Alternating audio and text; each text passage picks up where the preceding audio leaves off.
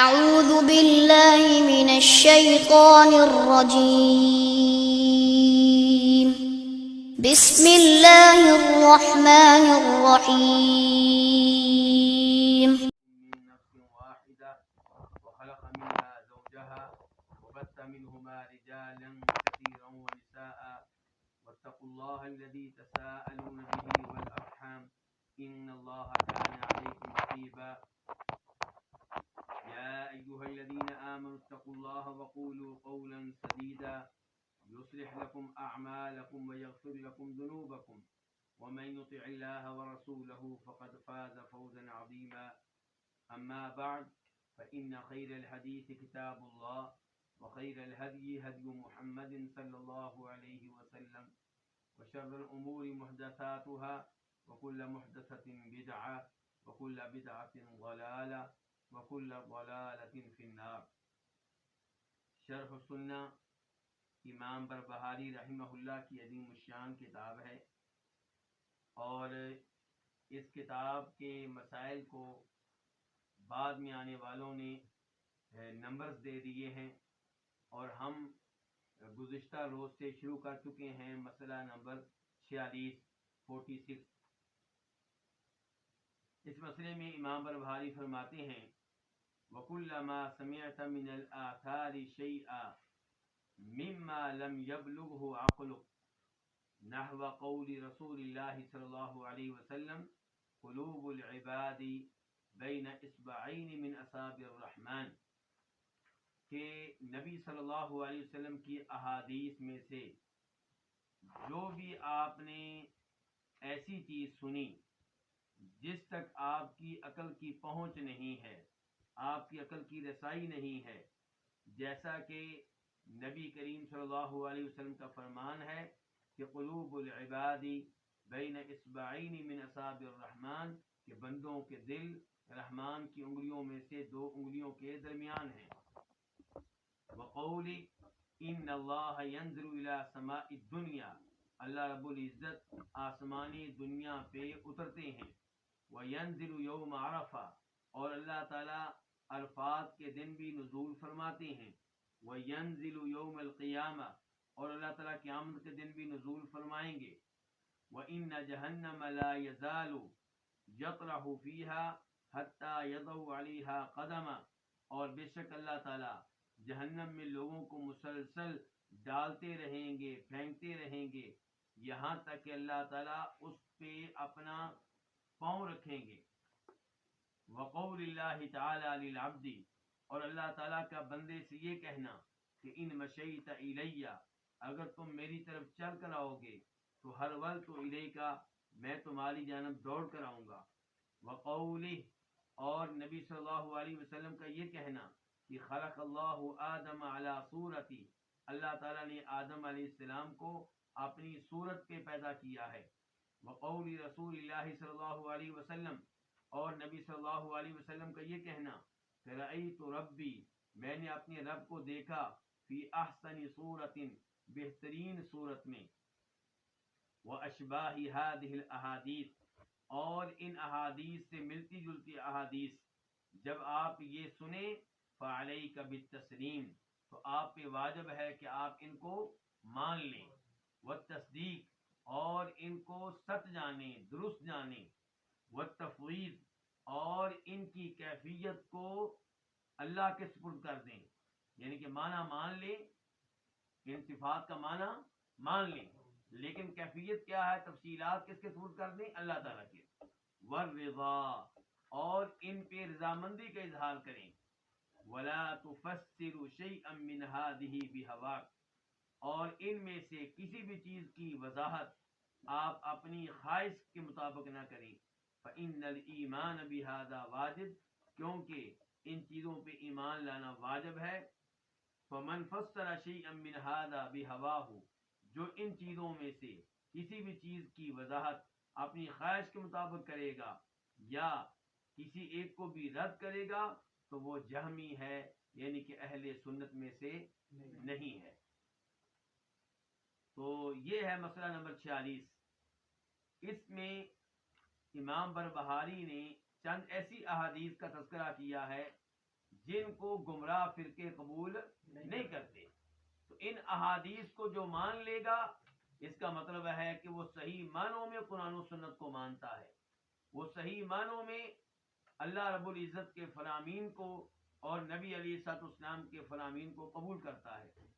اور اس بارے میں بھی گفتگو ہو چکی ہے کہ ہم نے اللہ کی یہ صفات ماننی ہے، ماننے سے انکار نہیں کرنا، لیکن یہ بھی نہیں کہنا کہ اللہ رب العزت کی یہ صفات مخلوق کی صفات کی طرح ہیں، ان کی مثل ہیں اور ان سے مشابہ ہیں. مشابہت میں داخل نہیں ہونا، تشبیہ کے جرم کا ارتکاب نہیں کرنا، لیکن ان احادیث میں موجود صفات کے معنی و مفہوم کا بھی انکار نہیں کرنا. البتہ کیفیت بیان کرنے سے، تفصیلات بیان کرنے سے دور رہنا ہے، اور یہ پہلے کہہ چکے ہیں کہ تشبیہ کے جرم سے بھی دور رہنا ہے. ان احادیث میں سے وہ حدیث جس میں تذکرہ آیا ہے اللہ رب العزت کی انگلیوں کا اور اس بات کا کہ بندوں کے دل اللہ کی دو انگلیوں کے درمیان ہیں، اس پہ تفصیل سے گفتگو ہو چکی ہے. دوسرے نمبر پہ وہ 3 احادیث ہیں جن میں تذکرہ ہے اللہ رب العزت کے نزول کا، اللہ رب العزت کے اترنے کا، آسمانی دنیا پہ اترنے کا، عرفات کے دن اترنے کا اور قیامت کے دن اترنے کا. تو ان کے اوپر بھی گفتگو ہو چکی ہے، اور آج ہم گفتگو کریں گے اس حدیث پہ جس میں یہ کہا جا رہا ہے کہ اللہ رب العزت لوگوں کو مسلسل جہنم کی آگ میں پھینکتے رہیں گے، ڈالتے رہیں گے، حتیٰ کہ اللہ رب العزت اس پہ اپنا پاؤں رکھیں گے. اس حدیث سے ایک تو یہ پتا چلا کہ جہنم ایک حقیقت ہے، جہنم کوئی خیالی چیز نہیں ہے. اسی لیے کہا جا رہا ہے کہ اللہ رب العزت اس میں مسلسل لوگوں کو ڈالتے رہیں گے، پھینکتے رہیں گے. دوسرے نمبر پہ یہ پتا چلا کہ اللہ رب العزت اس پہ اپنا قدم رکھیں گے. اس کا مطلب یہ ہے کہ اللہ رب العزت کی صفات میں سے ایک صفت کیا ہے؟ اللہ رب العزت کا قدم، اللہ تعالی کا پاؤں.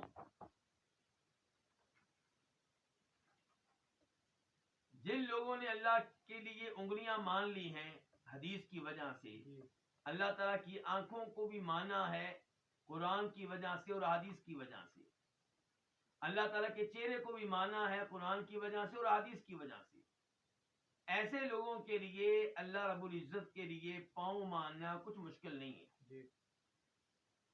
لیکن جنہوں نے یہ نہیں مانا کہ اللہ تعالیٰ کی انگلیاں ہیں، یہ نہیں مانا کہ اللہ تعالیٰ کے ہاتھ ہیں، یہ نہیں مانا کہ اللہ رب العزت کا چہرہ ہے، یہ نہیں مانا کہ اللہ تعالیٰ کی آنکھیں ہیں، وہ کیسے مان سکتے ہیں کہ اللہ تعالیٰ کے قدم ہیں، اللہ تعالیٰ کے پاؤں ہیں؟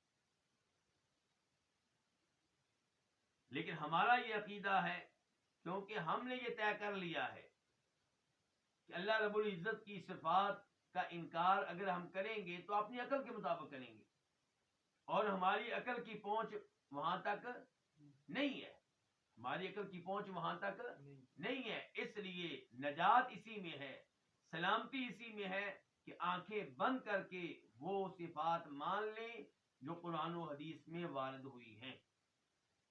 تو یہاں پہ تذکرہ ہے اللہ رب العزت کے لیے پاؤں کے اثبات کا، قدم کے اثبات کا. کون سی احادیث ہیں جن میں اللہ رب العزت کی اس صفت کا تذکرہ آیا ہے؟ اور یہ اللہ تعالیٰ کی صفت ذاتی ہے یا فعلی؟ جی ذاتی ہے. کیا فرق ہے ذاتی صفات میں اور فعلی صفات میں؟ میرے وہ بھائی جو میرے ساتھ آن لائن ہیں، پریشان نہیں ہونا، آپ کو آہستہ آہستہ آگے لے کر جانا ہے. آپ نے یہ نہیں سوچنا کہ ہمیں کس مشکل میں ڈال رہے ہیں، نہیں. اللہ رب العزت کے امور میں، اللہ تعالیٰ کی صفات میں، اللہ تعالیٰ کے ناموں میں دلچسپی لینی چاہیے. جی تو اللہ تعالیٰ کی صفات یا ذاتی ہوتی ہیں یا کیا ہوتی ہیں؟ فعلی. تو فرق کیا دونوں میں؟ ذات میں اللہ تعالیٰ کی متعلق ہوتی ہیں، ذات کے فعل اللہ تعالیٰ حکم دے. فعل کا معنی کیا ہوتا ہے؟ کرنا. فعل کا معنی کیا ہوتا ہے؟ صفات وہ ہیں جنہیں اللہ رب العزت جب چاہتے ہیں اختیار کرتے ہیں. مثال کے طور پہ کلام کرنا یہ اللہ کی ذاتی صفت ہے یا فعلی؟ فعلی. جب اللہ تعالیٰ چاہتے ہیں تب کلام کرتے ہیں. ایسے ہی اللہ رب العزت کا مسکرانا اور ہنسنا یہ بھی کئی ایک احادیث سے ثابت ہے. لیکن کیا یہ ذاتی صفت ہے یا فعلی؟ یہ بھی فعلی ہے کہ جب اللہ تعالیٰ چاہتے ہیں تب ہنستے ہیں. اور اللہ کی وہ صفات جو ہمیشہ کے لیے ہیں، جو ہمیشہ کے لیے ہیں، انہیں کیا کہا جاتا ہے؟ ذاتی صفات. تو اللہ تعالیٰ کا چہرہ ہمیشہ کے لیے ہے، تو اللہ تعالیٰ کے قدم ہمیشہ کے لیے ہیں، اللہ تعالیٰ کے ہاتھ ہمیشہ کے لیے ہیں. تو اس لیے ایسی صفات کو کیا کہا جاتا ہے؟ ذاتی صفات. اور یہ صفت جو ہے اللہ تعالیٰ کی یہ کئی ایک احادیث سے ثابت ہے. نمبر 1 وہ حدیث جسے روایت کرتے ہیں جناب انس بن مالک رضی اللہ تعالی عنہ.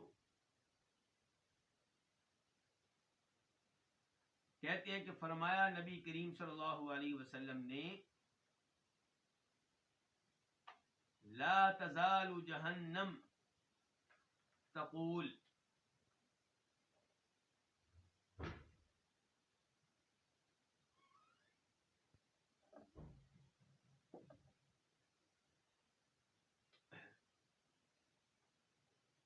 کہ جہنم مسلسل کہتی رہے گی. جہنم مسلسل. اچھا جہنم کیسے کلام کرے گی؟ وہ تو بے جان چیز ہے. کلام کرتا ہے انسان، کلام کرتا ہے جن، کلام کرتے ہیں فرشتے. لیکن یہ کیسے مان لیں کہ جنت کلام کرے گی، کچھ کہے گی؟ تو اللہ رب العزت کے لیے کچھ مشکل نہیں ہے. اللہ تعالیٰ کسی بھی مخلوق کو قوت گویائی دے سکتے ہیں. جیسا کہ حضرت اسود روز قیامت کیا کرے گا؟ کلام کرے گا اور اس کے حق میں گواہی دے گا جو ایمان کی حالت میں اسے بوسہ دیتا رہا. تو یہاں پہ گمراہ لوگ کیا کہتے ہیں، تعویلیں کرنے والے کیا کہتے ہیں؟ اس سے مراد یہ ہے کہ جہنم کیا کرے گی؟ زبان حال کے ساتھ. کیا مطلب اس کا زبان حال؟ یعنی کہ باقاعدہ کلام نہیں کرے گی لیکن اس کی حال بتا رہی ہوگی، گویا کہ وہ یہ کہنا چاہتی ہے. اس کو کیا کہتے ہیں؟ زبان حال. ایک ہوتی ہے زبان حال، ایک ہوتی ہے زبان مقال. تو ہمارا ایمان ہے کہ وہ باقاعدہ گفتگو کرے گی. تو جہنم ہمیشہ کہتی رہے گی حل من مزید. لیکن جب بھی اللہ رب العزت جہنم میں کچھ لوگوں کو پھینکیں گے، ڈالیں گے، جہنم کیا کہے گی؟ حل من مزید. کیا اور بھی ہیں؟ ان کے مجھ میں تو بہت گنجائش ہے. حتی یضع رب العزت فیہا قدما، یہاں تک کہ رب عزت اس میں اپنا قدم رکھیں گے. اللہ تعالیٰ کے پاؤں کی اس بات کے لیے یہاں پہ کیا ہے لفظ؟ قدم. قدم رکھیں گے. فتقول، تو وہ کہے گی قط قط وعزتک، بس بس تیری عزت کی قسم. یہاں پہ سوال پیدا ہوتا ہے کہ اللہ رب العزت جہنم میں پاؤں کیوں رکھیں گے؟ اس میں حکمت کیا ہے؟ اللہ کی حکمتیں اللہ ہی جانے، لیکن ہمیں کیا سمجھائی ہے قرآن و حدیث سے؟ اللہ رب العزت نے کہا تھا کہ میں جنت کو بھی بھر دوں گا اور جہنم کو بھی. کن سے؟ جنوں سے اور انسانوں سے. لَأَمْلَأَنَّ جَهَنَّمَ مِنَ الْجِنَّةِ وَالنَّاسِ أَجْمَعِينَ. اب جب جہنم روز قیامت نہیں بھرے گی اور کہے گی حل من مزید، کیا اور لوگ بھی ہیں، تو اللہ رب العزت تب اس پہ اپنا قدم رکھیں گے جس سے اس کی دونوں جانب آپس میں مل جائیں گی، جہنم تھوڑی سی سکڑ جائے گی اور کیا ہو جائے گی، فل ہو جائے گی.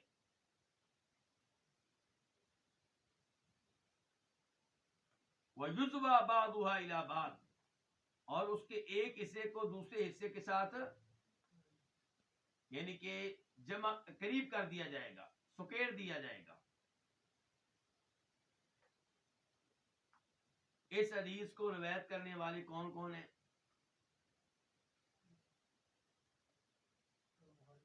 امام بخاری ہیں، اور نمبر ہے اس کا بخاری شریف میں 6661، 6661، 3 بار 6 اور پھر ایک 1.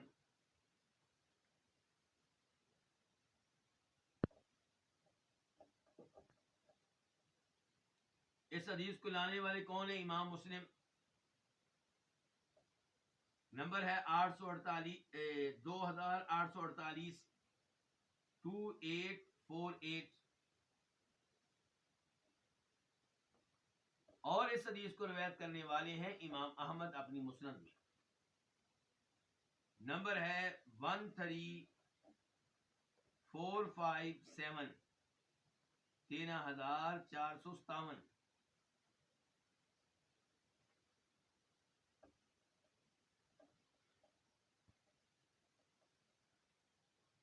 اس حدیث کو قبول کیا ہے، درست کہا ہے، صحیح کہا ہے کنہوں نے؟ امام بخاری نے، امام مسلم نے. اسے اپنی کتاب میں لے کر آئے ہیں امام احمد. اسے روایت کرنے والے ہیں انس بن مالک. تو یہ سب اللہ رب العزت کے ناموں کو، صفات کو کیا ہم سے بہتر نہیں جانتے تھے؟ ہم سے بہتر جانتے تھے. تو انہوں نے ان احادیث کو اپنی کتب میں جگہ دی، انہیں قبول کیا، ان پہ ایمان لے کر آئے. تو ہمارے لیے بھی نجات اسی میں ہے کہ ہم بھی ان کی طرح ایمان لے آئیں.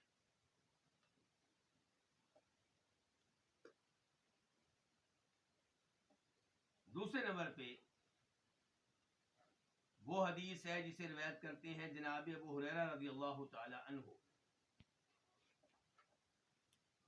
اس میں کیا آتا ہے؟ تحاجت الجنت والنار، جنت نے اور جہنم نے کیا کیا؟ جھگڑا کیا، ایک دوسرے کی برتری کو ثابت کرنے کے لیے دلائل دیے. فقالت النار، تو جہنم نے کہا، ہاں جی اب تو دلائل دینے شروع ہو گئے ہیں. کون؟ جنت اور جہنم کیا دے رہی ہیں؟ دلائل دے رہی ہیں، آپس میں گفتگو کر رہی ہیں. کیا یہاں پہ بھی کہیں گے بزبان حال؟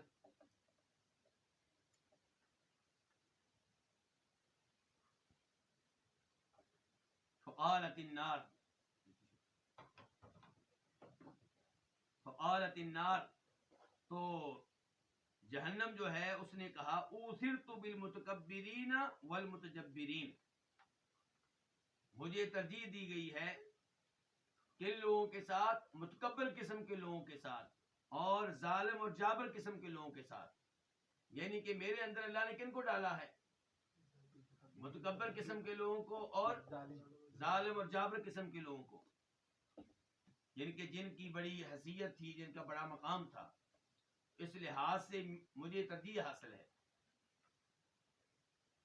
وقالت الجنہ، تو جنت نے کہا مالی لا يدخلنی الا ضعفاء الناس وسقطهم، میرا کیا معاملہ ہے کہ مجھ میں صرف وہ لوگ داخل ہو رہے ہیں جو کیا ہیں؟ ضعیف، کمزور، غریب، فقیر، مسکین، گرے پڑے لوگ جن کی کوئی حیثیت نہیں ہے.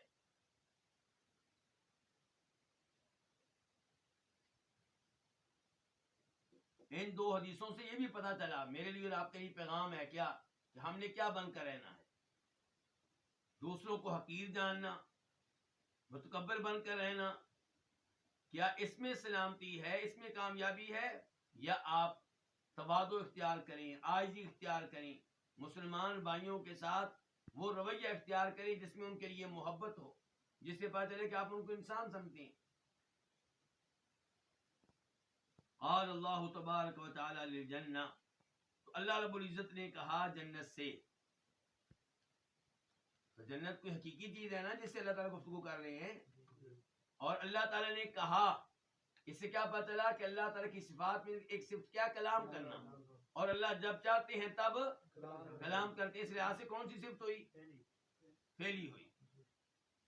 تو اللہ تعالیٰ نے جنت سے کہا انتی رحمتی ارحم بکی من اشاء من عبادی، تو میری رحمت ہے، تیرے ذریعے میں رحمت کرتا ہوں جس پہ چاہتا ہوں اپنے بندوں میں سے، جس پہ چاہتا ہوں تیرے ذریعے میں رحمت کرتا ہوں، تو میری رحمت ہے. اللہ تعالیٰ رحمت کس کو قرار دے رہے ہیں؟ جنت تو مخلوق ہے، مخلوق کو اللہ اپنی رحمت قرار دے رہے ہیں. کیا کہیں گے اس کے بارے میں آپ؟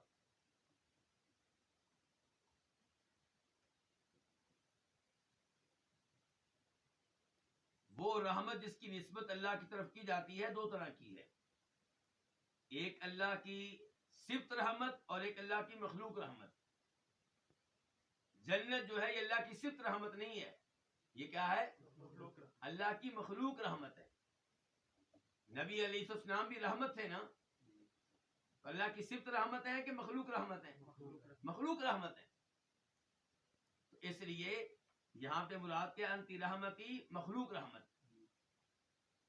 تو میری رحمت ہے. ارحم بک، تیرے دیے میں رحمت کرتا ہوں. من اشاء من عبادی، جس پہ چاہتا ہوں اپنے بندوں میں سے. وقال للنار، اور اللہ تعالیٰ نے کہا کس سے؟ جہنم سے. انما انتی عذابی، تو میرا عذاب ہے. اعذب بکی من اشاء من عبادی، تیرے ذریعے میں عذاب دیتا ہوں جس کو چاہتا ہوں اپنے بندوں میں سے. وَلِكُلِّ وَاحِدَةٍ مِّنْهُمَا مِلْءُهَا، اور اللہ رب العزت جنت کو بھی بھر دیں گے، جہنم کو بھی بھر دیں گے، کوئی بھی خالی نہیں رہے گی. اب اسی جملے کی وضاحت کہ اللہ تعالیٰ کیسے بھریں گے جنت کو، کیسے بھریں گے جہنم کو. فرمایا فَأَمَّا النَّارُ فَلَا تَمْتَلِئُ حَتَّى يَضَعَ رِجْلَهُ، جہنم جو ہے وہ نہیں بھرے گی یہاں تک کہ اللہ تعالیٰ کیا رکھیں گے اس پہ؟ اپنا رجل، اپنا پاؤں. اچھا، پچھلی حدیث میں اللہ کی صفت کیا آئی تھی؟ قدم، جس کا اردو میں ترجمہ کیا؟ پاؤں. اور اب کیا صفت آئی ہے؟ رجل، جس کا اردو میں ترجمہ کیا؟ پاؤں. دونوں کا معنی ایک ہی ہے، لیکن عربی میں ایک حدیث میں لفظ آیا قدم، دوسری میں کیا آیا ہے؟ رجل. فتقول، تو جہنم کہے گی، کیا کہے گی؟ قد، کیا؟ بس، یعنی کہ میں اب کیا ہو گئی ہوں؟ فل ہو گئی ہوں. فَهُنَالِكَ تَمْتَلِئُ، تو اس موقع پہ جہنم بھر جائے گی. وَيُزْوَى بَعْضُهَا إِلَى بَعْضٍ، اور اس کے ایک حصے کو ملا دیا جائے گا اس کے دوسرے حصے سے. وَلَا يَظْلِمُ اللَّهُ عَزَّ وَجَلَّ مِنْ خَلْقِهِ أَحَدًا، اور اللہ رب العزت اپنی مخلوق میں سے کسی پہ بھی ظلم نہیں کرتے، نہیں کریں گے. کیا مطلب؟ اللہ نے جہنم کو بھرنے کے لیے یہ نہیں کیا کہ کچھ جنتیوں کو ادھر بھیج دوں، ایسا نہیں کیا. کسی پہ اللہ نے ظلم نہیں کیا. اللہ نے جہنم کو بھرا ہے اپنا پاؤں اس پہ رکھ کر. وَأَمَّا الْجَنَّةُ، جہاں تک تعلق ہے کس کا؟ جنت کا.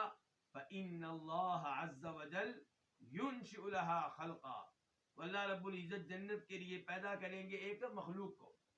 دیکھیں، جنت کو بھرنے کے لیے اللہ تعالیٰ مخلوق کو پیدا کریں گے، پیدا کر کے ان کو جنت میں ڈال دیں گے، جنت میں بھیج دیں گے. لیکن جہنم کو بھرنے کے لیے اللہ مخلوق کو پیدا نہیں کریں گے. جہنم میں اللہ انہی کو بھیجیں گے جو جہنم کے حقدار ہیں. اور جہاں تک تعلق ہے جہنم کو بھرنے کا، اس کے لیے اللہ تعالیٰ اس پہ اپنا قدم رکھیں گے. اس حدیث کو روایت کرنے والے کون ہیں جی؟ امام بخاری 4850،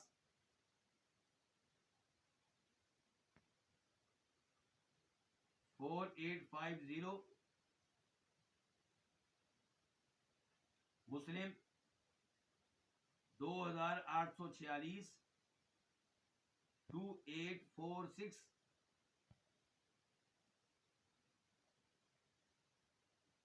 اور اس کے بعد مسند احمد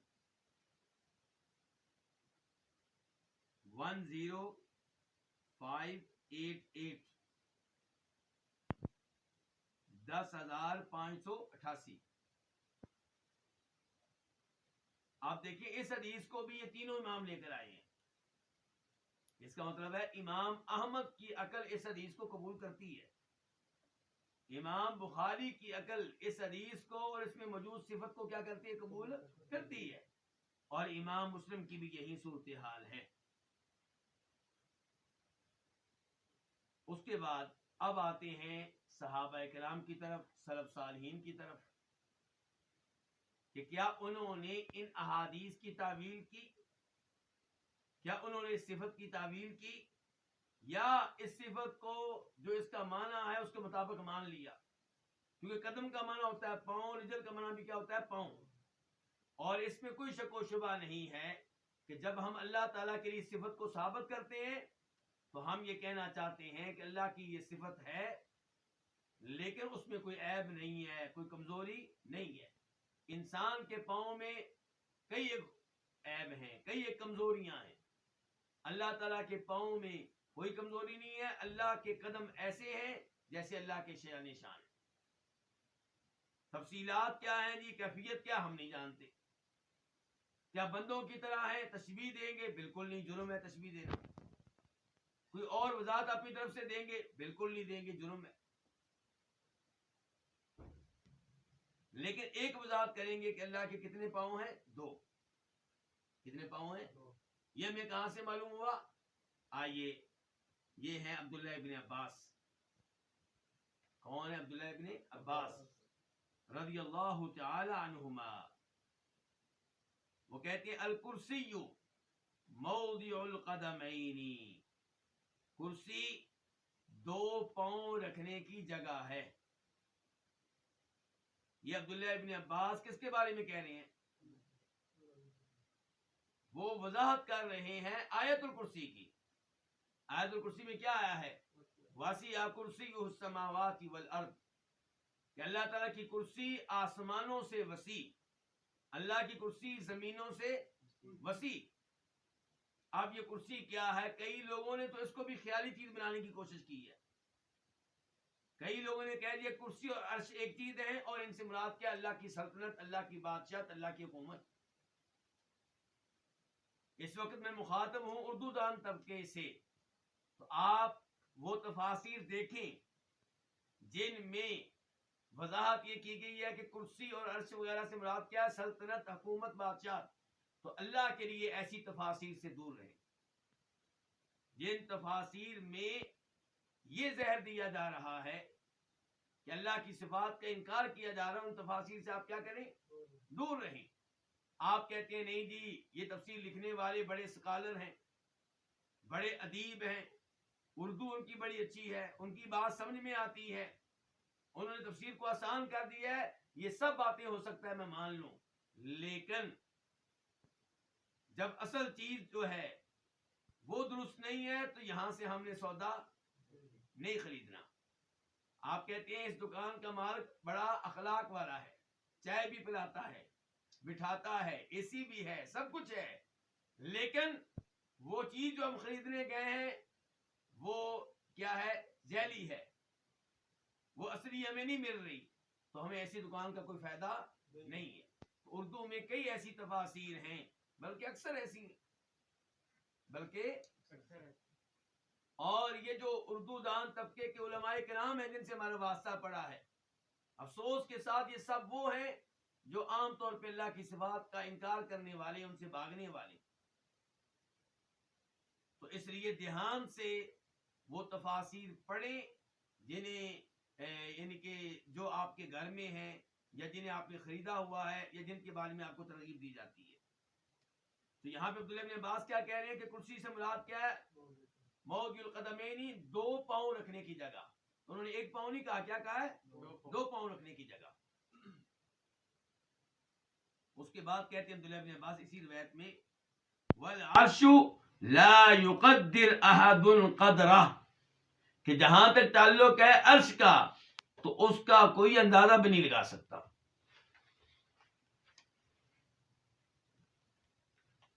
عرش کا کوئی اندازہ نہیں لگا سکتا، عرش کی کوئی مقدار بیان نہیں کر سکتا. تو عبداللہ ابن عباس کی اس تفسیر سے کیا پتا چلا؟ عرش اور کرسی ایک چیز ہیں کہ الگ الگ 2 چیزیں ہیں؟ الگ الگ 2 چیزیں ہیں.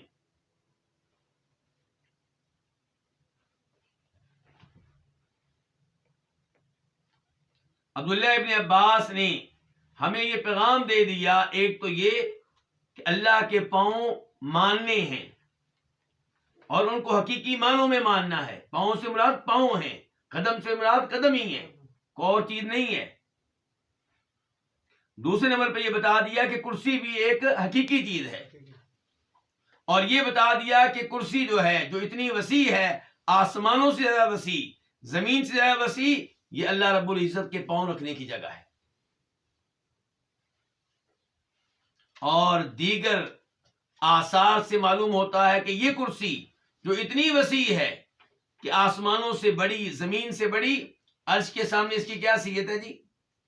عرش کے سامنے اس کی حیثیت ہے کہ جیسے آپ کسی وسیع و عریض صحرا میں، جنگل میں انگوٹھی پھینک دیں، چھلا پھینک دیں، چھلا. بتائیے اس چھلے کی اس صحرا میں، اس جنگل میں کیا حیثیت ہے؟ اس صحرا کے سامنے کوئی حیثیت ہے؟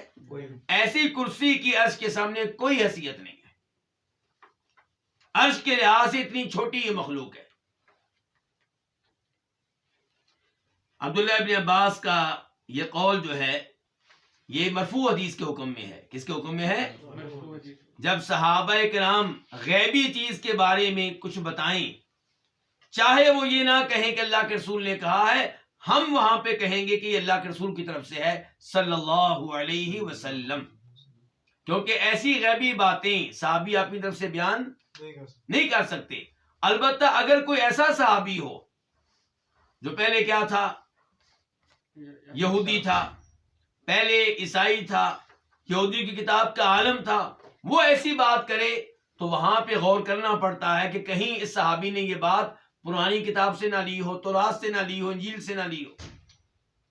لیکن عبداللہ ابن عباس جیسے صحابی جب ایسی بات کریں تو ہم اس کو مرفوع حدیث کا حکم دیتے ہیں.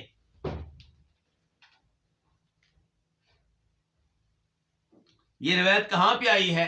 امام ابن خزیمہ اس کو لے کر آئے ہیں اپنی کس کتاب میں؟ التوحید میں.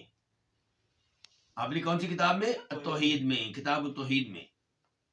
اور اس کا وہاں پہ نمبر ہے 191 191. اور شیخ البانی رحمہ اللہ نے ان الفاظ کو صحیح قرار دیا ہے، یعنی کہ واقعی یہ الفاظ ثابت ہیں کس سے؟ عبداللہ ابن عباس سے. کہاں پہ انہوں نے صحیح قرار دیا اس کو؟ مختصر العلوم میں.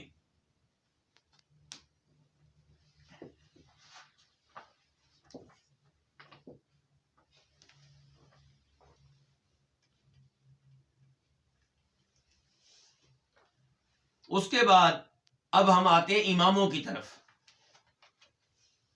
لوگ جب ہم احادیث پیش کرتے ہیں، قرآن کی آیات پیش کرتے ہیں، آگے سے وہ کیا پیش کر دیتے ہیں؟ امام. وہ کہتے ہیں تم اماموں سے بہتر جانتے ہو، تم اماموں سے زیادہ سمجھدار ہو. حالانکہ اس موقع پہ ہم ان کے سامنے احادیث رکھ رہے ہوتے ہیں نبی علیہ الصلوۃ والسلام کی، تو حدیث کے مقابلے میں امام کے قول کو پیش کرنا یہ مناسب ہی نہیں ہے.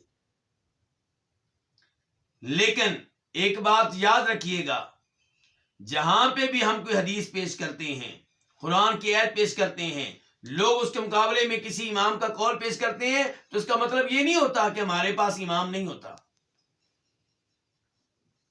اس جانب بھی امام کھڑے ہوتے ہیں، لیکن ہم اماموں کا والا اس لیے کم دیتے ہیں کیونکہ جب حدیث آ گئی تو بات ختم. تو آئیے اب ایسے لوگوں کو مطمئن کرنے کے لیے حوالے دوں گا کن کے؟ ائمہ کے، پرانے ائمہ کے. ایک تو آپ نے یہ دیکھ لیا کہ امام بخاری، امام مسلم، امام احمد اس حدیث کو قبول کر رہے ہیں، اپنی کتاب میں لے کر آ رہے ہیں. اس کے بعد امام شافعی کیا کہتے ہیں؟ کہتے ہیں للہ تبارک و تعالی اسماء و صفات، اللہ رب العزت کے کئی نام ہیں اور اللہ تعالیٰ کی کئی صفات ہیں.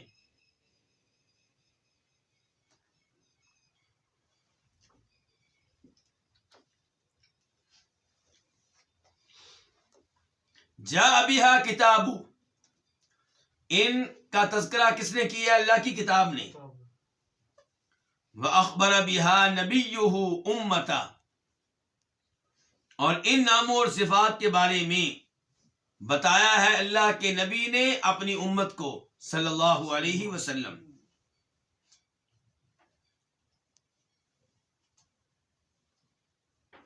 یہ ہے امام شافعی کے ابتدائی الفاظ. اس کے بعد پھر وہ نام لے لے کر کئی صفات کا تذکرہ کرتے ہیں، حتیٰ کہ وہ کہتے ہیں وَأَنَّ لَهُ قَدَمًا،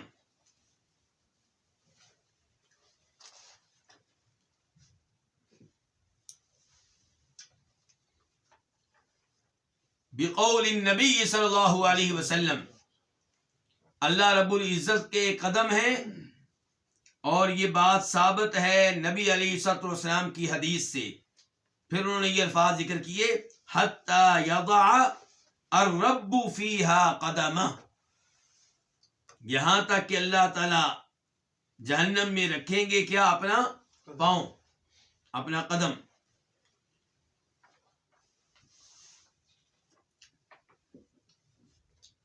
امام شافعی کے الفاظ کہاں سے لیے گئے ہیں؟ کتاب کا نام ہے طبقات الحنابلہ.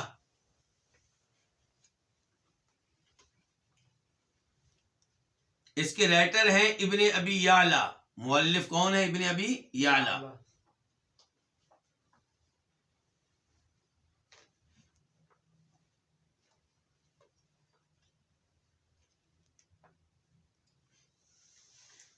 اس کے بعد ایک اور امام کا تذکرہ کروں گا، امام ابن خزیمہ. وہ اپنی کتاب التوحید میں ابواب قائم کرتے ہیں، اور ہر باب کے نیچے وہ احادیث لے کر آتے ہیں، وہ آیات لے کر آتے ہیں جن کا تعلق ہوتا ہے اس باب سے.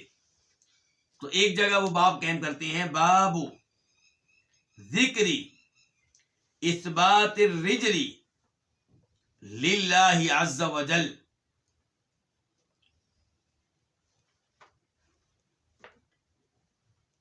اللہ رب العزت کے لیے قدم کا اثبات، یعنی کہ اس بات کا ثبوت دینا کہ اللہ رب العزت کے قدم ہیں. کہتے ہیں وَإِن رَغِمَتْ أُنُوفُ الْمُعَطِّلَةِ الْجَهْمِيَّةِ، کہتے ہیں دلائل موجود ہیں، اگرچہ ان دلائل کو سن کر اللہ کی صفات کا انکار کرنے والے جہمی اور معطلی یہ لوگ ذلیل ہو جائیں گے. ان لوگوں کے سر پہ پانی پڑ جائے گا.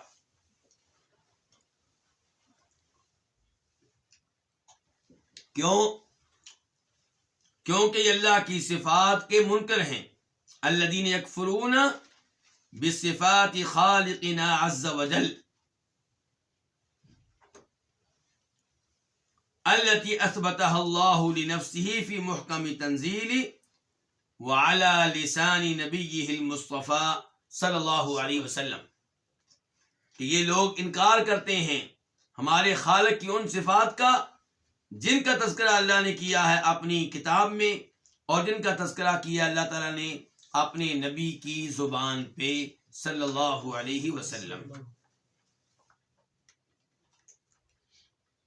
اچھا، اب سوال یہ پیدا ہوتا ہے کہ دوسرے لوگ کیا کہتے ہیں اس کے بارے میں.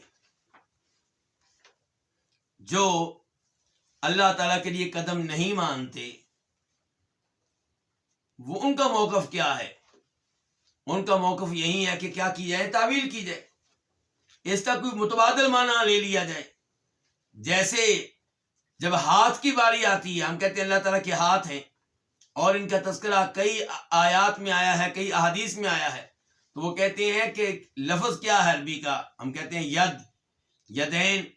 وہ کہتے ہیں یدین کا ایک معنی کیا ہوتا ہے؟ قدرت، ایک معنی ہوتا ہے قوت، نعمت۔ تو آپ وہ معنی لے لیں۔ ہم کہتے ہیں بھی کیوں وہ معنی لیں؟ اس لفظ کا مشہور و معروف معنی یہی ہے۔ اللہ تعالیٰ کہتے ہیں میں نے آدم علیہ السلام کو پیدا کیا اپنے ہاتھوں سے۔ ہم کیا کہیں کہ اللہ نے پیدا کیا آدم علیہ السلام کو اپنی قدرت سے؟ تو دوسروں کو کس کے ذریعے پیدا کیا؟ اور سب کو اللہ نے اپنی قدرت سے ہی پیدا کیا نا۔ تو اللہ تعالیٰ یہ کیوں کہہ رہے ہیں خاص طور پہ آدم علیہ السلام کی عزت کرتے ہوئے کہ میں نے آدم کو اپنے ہاتھوں سے، یدین سے پیدا کیا ہے؟ اور کیا اللہ کی قدرت ایک ہے یا دو ہیں؟ یعنی کہ اللہ تعالیٰ کہہ رہے ہیں یدین، دو ید سے میں نے پیدا کیا آدم علیہ السلام کو۔ تو کیا آپ اس کا معنی مراد لیں گے دو قدرت سے پیدا کیا ہے؟ ایسا مراد نہیں ہو سکتا۔ تو یہاں پہ اب کیا کرتے ہیں وہ لوگ؟ کہتے ہیں یہاں پہ بھی تعویل کریں گے۔ کیا تعویل کرو گے جی؟ نمبر ایک ان کی تعویل، کہتے ہیں رجل سے مراد کیا ہے؟ رجل، رجل، رجلن، کہتے ہیں اس سے مراد کیا ہے؟ مجموعہ، ایک جماعت۔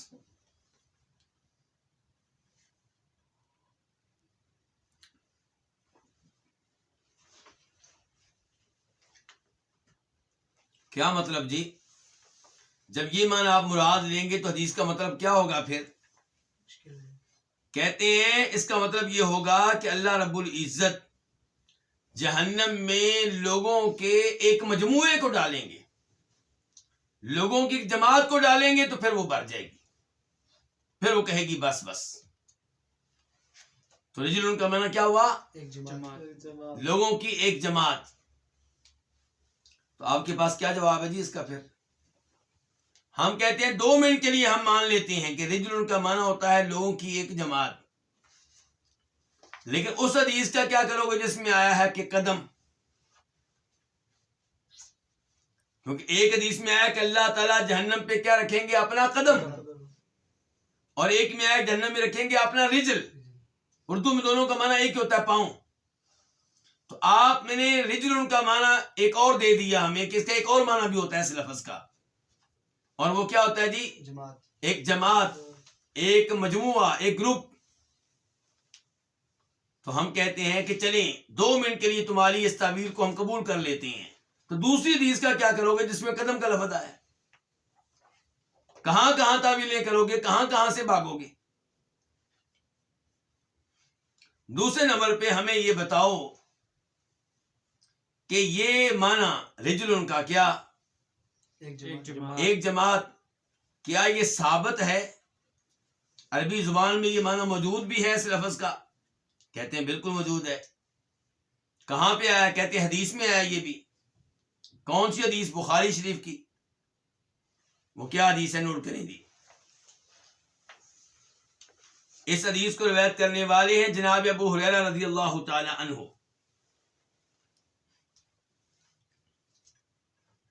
کہتے ہیں کہ فرمایا نبی صلی اللہ علیہ وسلم نے، بینما ایوب یغتسل عریانا،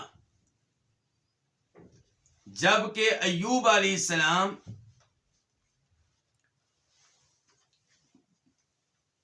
ننگے ہو کر غسل کر رہے تھے، خر علیہ رجل جراد من ذہب، ان پہ سونے کی ٹڑیوں کی ایک بڑی تعداد گری ان کے اوپر، ٹڑیوں کا ایک مجموعہ گرا ان کے اوپر۔ یہاں پہ ایک تو یہ بھی پتا چلا کہ ایوب علیہ السلام غسل کیسے کر رہے تھے؟ ننگے ہو کر۔ اس سے پتہ چلا کہ جب پردہ ہو، آپ کو کوئی دیکھنے والا نہ ہو، تو آپ مکمل طور پہ ننگے ہو کے غسل کر سکتے ہیں، اس میں کوئی حرج نہیں ہے۔ جب آپ واش روم میں ہیں اور آپ کو پتہ ہے مجھے کوئی نہیں دیکھ رہا اللہ تعالیٰ کے علاوہ، تو آپ مکمل طور پہ ننگے ہو کے غسل کر سکتے ہیں، اس میں کوئی مسئلہ نہیں۔ اللہ کے نبی نے کیا ہے، ان سے بڑھ کر صاحب حیا کون ہوگا؟ اور موسیٰ علیہ السلام سے بھی ثابت ہے۔ اب یہاں پہ کیا آ گیا جی؟ ان کے اوپر کیا گری ہے جی؟ سونے کی ٹڈیوں کی ایک بڑی تعداد۔ فجعل یحتی فی ثوبہ، تو جناب ایوب علیہ السلام انہیں ڈالنے لگے اپنے کپڑے میں، دونوں ہاتھ بھر بھر کے کہاں ڈالنے لگے؟ اپنے کپڑے میں، اپنی چادر میں۔ فنادى ربہ، تو ان کے رب نے آواز دی۔ پتہ چلا اللہ تعالیٰ کلام کرتے ہیں بلکہ آواز بھی دیتے ہیں، اور پتہ چلا کہ اللہ تعالیٰ کے کلام میں کیا ہے؟ آواز بھی ہے۔ آپ کا واسطہ پاکستان انڈیا میں جن علماء سے پڑھا ہے، یہ اللہ کی صفت کلام کو صحیح معنوں میں نہیں مانتے۔ یہ کہتے ہیں اللہ کلام کرتا ہے، کون سی کلام؟ نفسی۔ کیا مطلب ہے نفسی کلام؟ مطلب یہ ہے کہ اس کی آواز نہیں ہوتی، نہ اس کے کوئی حروف ہوتے ہیں، نہ کوئی آواز ہوتی ہے، نہ کوئی اس کے حروف ہوتے ہیں۔ گویا کہ اللہ تعالیٰ کسی کے دل میں ڈال دیتے ہیں۔ موسیٰ علیہ السلام کے دل میں اللہ نے کچھ ڈال دیا، جو ڈالا ہے وہ کیا جی؟ اللہ کا کلام۔ لیکن موسیٰ علیہ السلام نے اللہ کے کلام کی آواز نہیں سنی، اور نہ ہی اللہ کے کلام کے کوئی حروف سنے۔ یہ عجیب و غریب نظریات، غلط عقائد، تعویلات، اللہ کی صفات سے بھاگنا، یہ بہت بڑا مسئلہ بنا ہوا ہے۔ تو یہاں پہ کیا کہ اللہ تعالیٰ نے فنادہ ربہ، اللہ تعالیٰ نے ان کو آواز دی، کیا کہا؟ یا ایوب، اے ایوب، الم اکن اغنیتک عما تری، کیا میں نے آپ کو بہت سا مال نہیں دیا؟ بہت سا مال دے کر ان ٹڈیوں سے میں نے آپ کو مستغنی اور بے نیاز نہیں کر دیا، یعنی کہ آپ ان کو جمع کر لیں، سونے کی ٹڈیوں کو۔ قال بلا، ایوب علیہ السلام نے کہا کیوں نہیں میرے رب، تو نے بہت مال دیا ہے۔ ولیکن لا غنا لی عن برکتک، لیکن اے اللہ اس سب کے باوجود میں تیری طرف سے اترنے والی اس برکت سے مستغنی اور بے نیاز نہیں ہوں۔ تو نے بہت دیا ہے، لیکن یہ بھی تیری رحمت ہے، یہ بھی تیری برکت ہے، تو میں اس سے بے نیاز اور مستغنی نہیں ہوں۔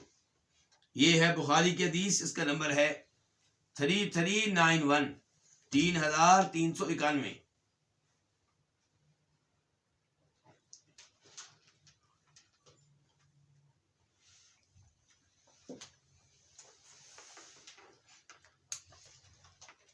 لو جی اب انہوں نے ثابت کر دیا، رجل کا معنی کیا؟ جماعت۔ لوگوں کی جماعت کس سے ثابت کر دیا؟ حدیث سے۔ تو ہماری گزارش کیا تھی پہلے نمبر پہ کہ اگر ہم مان بھی لیں یہ مانا، تو تب بھی دوسری حدیث میں کیا آ گیا ہے؟ قدم آ گیا ہے۔ پھر عبداللہ ابن عباس نے قدمین کہہ دیا ہے۔ کیا کہہ دیا ہے؟ قدمین، 2 قدم۔ تو وہاں تو آپ جماعت مانا بھی نہیں کر سکتے، وہاں پہ آپ یہ مانا نہیں کر سکتے کہ کیا قدم سے مراد کیا ہے؟ جماعت۔ دوسرے نمبر پہ یہاں پہ یہ معنی نہیں ہو سکے گا، یہاں پہ یہ معنی ہم یہ مان لیتے ہیں کہ یہ معنی ہے، لیکن یہاں پہ یہ معنی نہیں ہو سکے گا۔ کیوں؟ کیونکہ اللہ رب العزت نے، اللہ کے نبی نے کیا کہا ہے صلی اللہ علیہ وسلم نے کہ یدع رجلہ حتی یدع رب العزت فیہا قدمہ، اور کہا حتی یدع رجلہ، اللہ تعالیٰ رکھیں گے کیا؟ اپنا رجل۔ کیا رکھیں گے؟ اپنا رجل۔ تو آپ کیا کہتے ہیں اس کا معنی کیا لے لیں کہ اپنے بندوں کی ایک جماعت کو اللہ تعالیٰ اس میں ڈال دیں گے، ایسے ہی ہے۔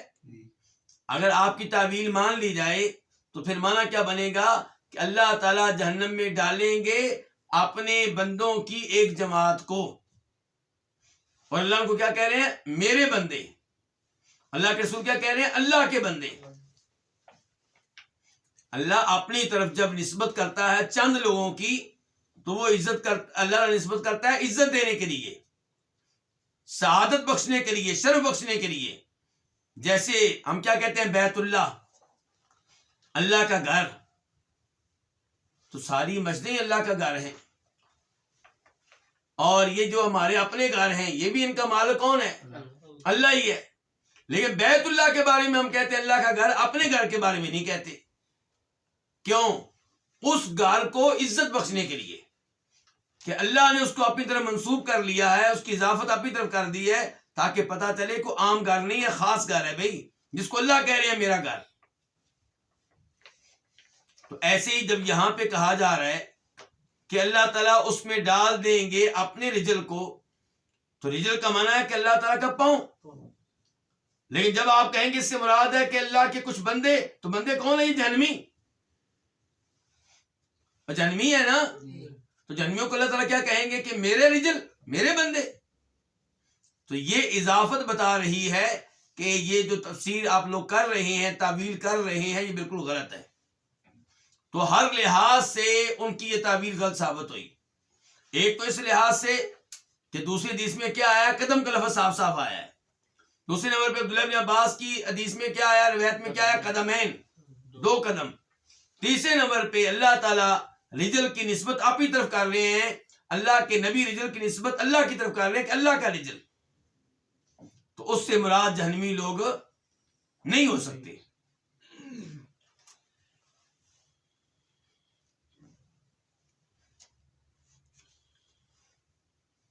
اس کے بعد ایک اور تعویل انہوں نے کی قدم کے الفاظ کی۔ اس کا معنی کیا لیتے ہیں جی؟ اس سے مراد ہے، قدم سے مراد ہے مقدم۔ قدم سے مراد کیا جی؟ مقدم۔ اللہ قدم ڈالیں گے، مراد ہے مقدم ڈالیں گے، یعنی کہ وہ لوگ جن کو جہنم کی طرف پیش کیا جائے گا، جن کو جہنم کی طرف کیا کیا جائے گا؟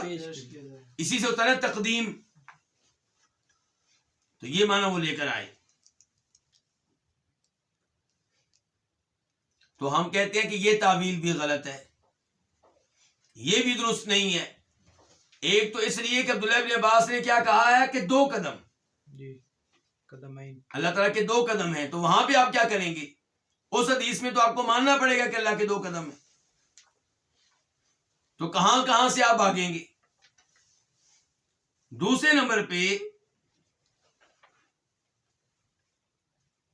اگر مانا یہ لیں قدم کا تقدیم مقدم، اس کا معنی ہے کہ ان لوگوں کو جہنم کے سامنے پیش کیا جائے گا جیسے بڑے معزز لوگ ہوتے ہیں، جیسے کیا ہوتے ہیں؟ بڑے معزز لوگ ہوتے ہیں، جبکہ اللہ تعالیٰ کہتے ہیں یوم یدعون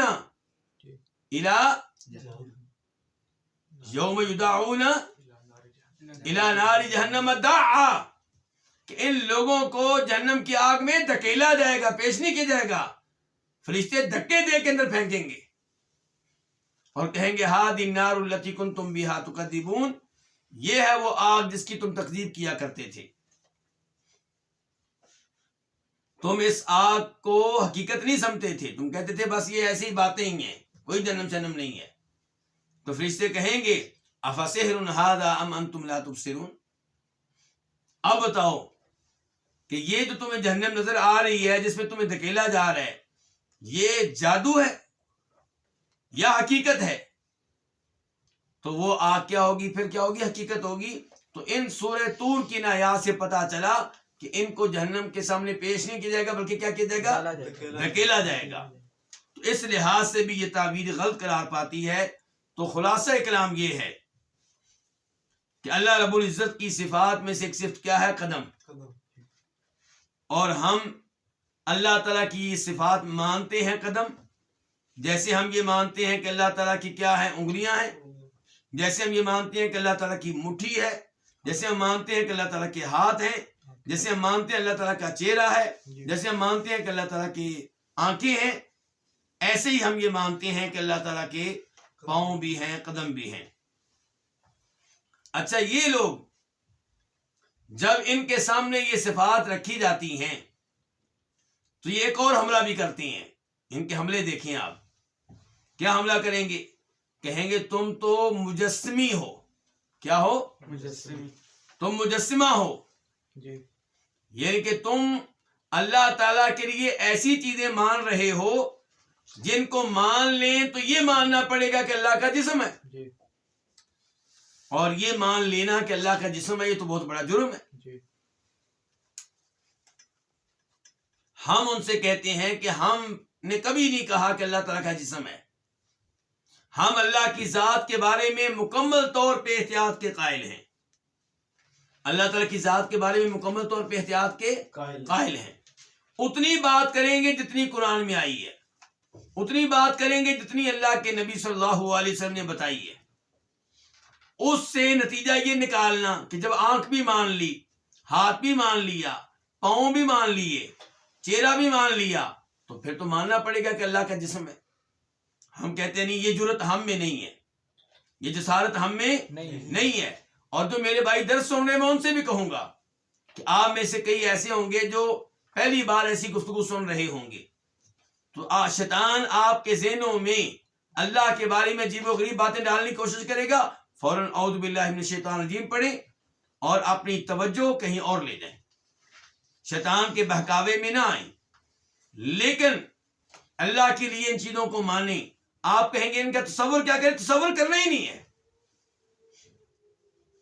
جب ہم کہہ رہے ہیں اللہ کے ہاتھ ہیں تو آپ نے کوئی تصور نہیں بنانا اللہ تعالیٰ کے ہاتھوں کے بارے میں کہ ایسے ہوں گے نہ، بالکل نہیں۔ جب ہم کہہ رہے ہیں اللہ تعالیٰ کے پاؤں ہیں تو آپ نے ان کے بارے میں اپنے ذہن میں کوئی خاکہ نہیں بنانا، کوئی تصور نہیں کرنا، بالکل۔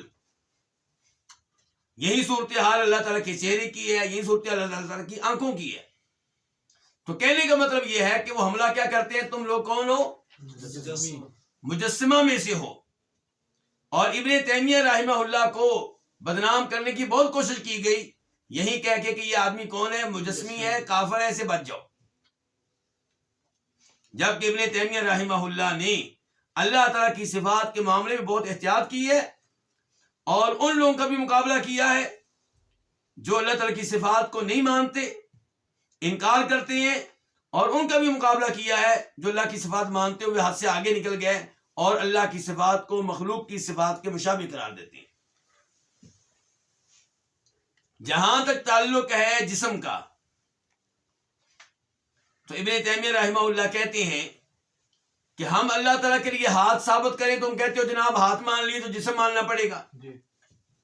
اگر ہم کہتے ہیں اللہ تعالیٰ کی آنکھیں ہیں تو ہم کہتے ہو آنکھیں مان لی تو جسم ماننا پڑے گا۔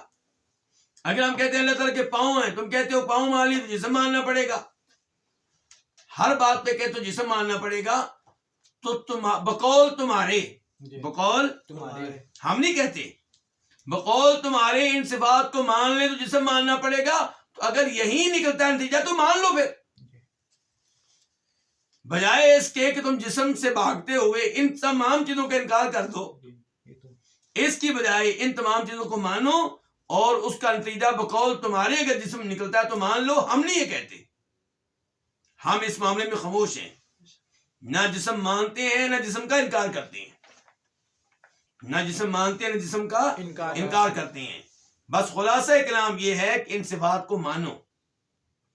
جو تعارف اللہ نے اپنا کروا دیا، جو تعارف اللہ تعالیٰ کا اللہ کے رسول علیہ السلام نے کروا دیا، اس کو مان لو، اس کی تعویلیں نہ کرو۔ آپ لوگ اللہ تعالیٰ کی ذات کے بارے میں اللہ سے بڑھ کر علم نہیں رکھتے، آپ لوگ اللہ کی ذات کے بارے میں اللہ کے رسولوں سے بڑھ کر علم نہیں رکھتے علیہم الصلاۃ والسلام۔ تو آج یہیں پہ اکتفا کرتے ہیں، یہ کیونکہ جو اس کے بعد ہے اس کے اوپر ایک لمبی گفتگو ہوگی، تو اس لیے یہیں پہ اکتفا کرتے ہیں انشاءاللہ۔ یہ بڑی ہی اہم احادیث ہیں، جس نے ان احادیث کو صحیح معنوں میں سمجھ لیا اور مان لیا، انشاءاللہ وہ بہت بڑی گمراہی سے محفوظ رہے گا۔ اللہ تعالی ہمیں ہر طرح کی گمراہیوں سے محفوظ رکھے۔ وصلی اللہ تعالی علی نبینا محمد وعلی آلہ وصحبہ اجمعین۔